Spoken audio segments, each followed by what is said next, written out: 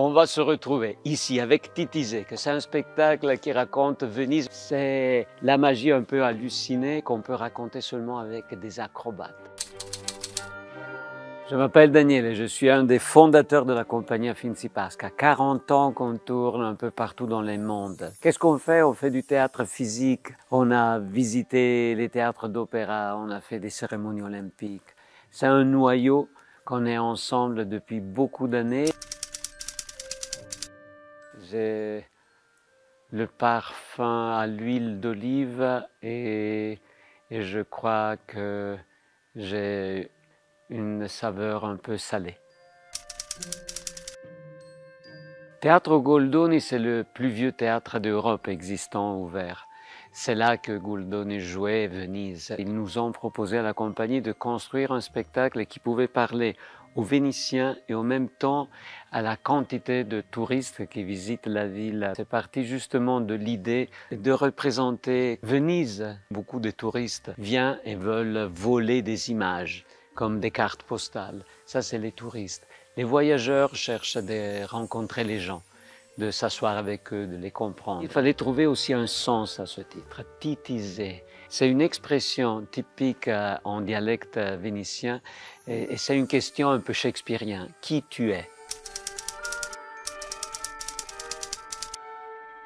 Le théâtre de la caresse, ça a été une définition qui a été faite par un philosophe, écrivain uruguayen. En étudiant notre travail, il trouvait que ça représentait cette étude de l'empathie. Le théâtre peut soigner, ça c'était l'idée sur laquelle on est parti. Notre forme de collectionner en voyageant, capter des histoires qui soignent et être capable de les raconter à d'autres en voyageant, ça a été un peu notre travail. La caresse peut être à beaucoup de choses, mais c'est surtout le besoin d'entrer en empathie.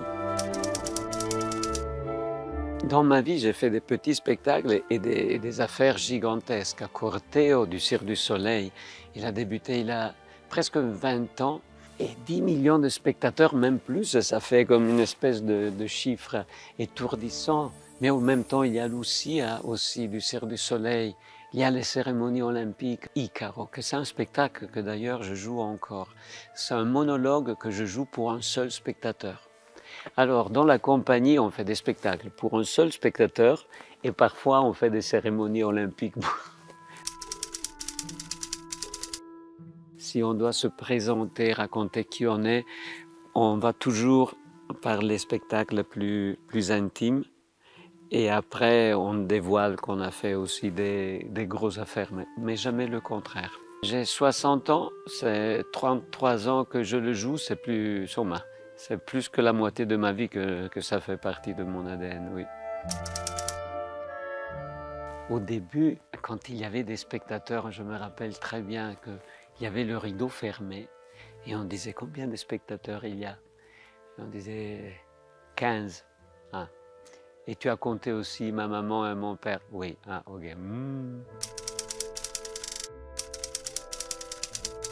À bientôt, on se voit bientôt ici. 13. Ah.